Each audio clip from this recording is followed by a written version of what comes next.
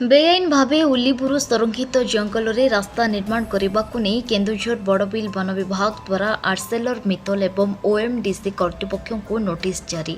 घटनास्थल 3टी हाइवा और 2टी एक्सकावेटर जबत करने सहित ए संपर्क में उभय कर्तृपक्ष को वन विभाग तरफ नोटिस जारी करा जायछि।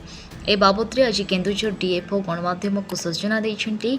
गत 24 तारिख अपराह्न ओएमडीसी उलिबुरु संरक्षित जंगल बेलकुंडी अंचल एक पुराना साइटिंग रे जहाँ ओएमडीसी लिज मध्य रही एठारे आर्सेलरमित्तल निज ठाकुराणी माइन्स रु ट्रांसपोर्टिंग पाई एही साइटिंग को पुनर्निर्माण पाई हेउ किंबा अन्य कोनोसी कारण पाई रास्ता काम करुथले।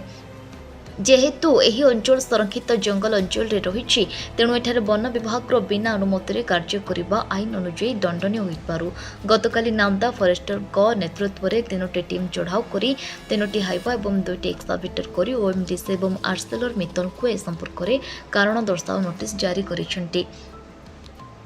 यापर सेमानक विरोध में आईनगत कार्यानुष्ठान ग्रहण कर केन्दुझर डीएफओ जोड़ारू रमेश चंद्र महापात्र रिपोर्ट संघर्ष टीवी।